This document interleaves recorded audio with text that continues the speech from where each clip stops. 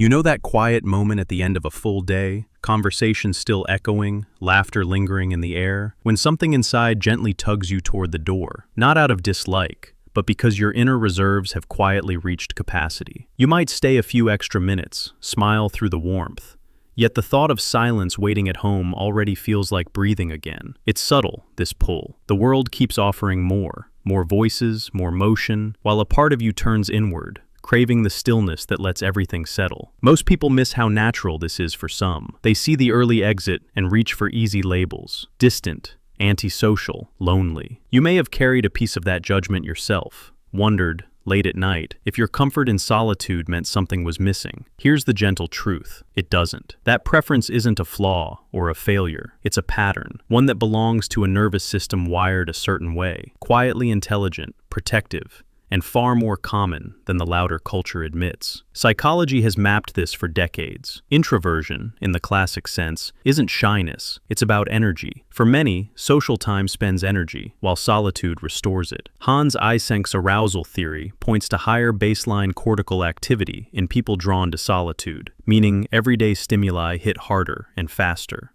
A room full of faces and voices can feel like turning the volume up when your brain is already humming at a steady 10. Alone time dials it back, not because you're weak, but because your system runs richer without extra input. Neuroscience echoes this. The default mode network, the brain's background thinking circuitry, stays active and creative during quiet hours. Dopamine responses differ too. External buzz doesn't deliver the same steady reward as internal flow states. Reading, walking, letting a thought unfold.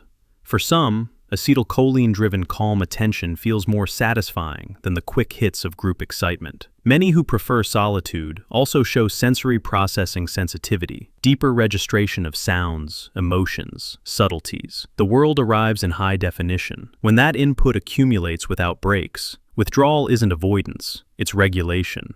You leave gatherings grateful, yet drained, because your mind was working overtime, weaving meaning from every glance and tone. Solitude lets it all integrate. This orientation often traces back to temperament. Some enter the world more reactive, alert to novelty, easily overstimulated. Early environments that felt loud or demanding taught the nervous system to seek calm pockets for safety. Those childhood moments alone weren't retreat. They were how you stayed balanced. Over years, the pattern deepened into preference. None of this makes solitude superior or extroversion lesser. Different wiring solves the same human needs differently. Crowds recharge some, stillness recharges others. Both have always existed. Both matter. The quiet paradox. Choosing solitude often deepens connection when it happens. Because your inner world is tended, presence arrives fuller, listening that feels rare, bonds that don't demand constant proximity. The trade-off? Casual chit-chat can feel like noise on a clear signal, and long stretches alone sometimes carry a soft ache. Not loneliness exactly, but the recognition that even a rich interior occasionally wants to meet another mind halfway. Still, the gifts are real. Space for original thought, emotional clarity, creativity that brews slowly and arrives whole. If you've ever questioned whether your way of being was somehow less valid, let that doubt ease. Your experience fits. A nervous system built for depth, tuned to subtlety, shaped by adaptation rather than defect. This is not brokenness, it's coherence. There is a particular calm that settles only when you know how to be alone without feeling empty. You already hold it. And if these words landed softly, like recognition rather than revelation, there are more patterns like this inside you, waiting to be named. Whenever you're ready, we can keep going. No hurry. The quiet is always here.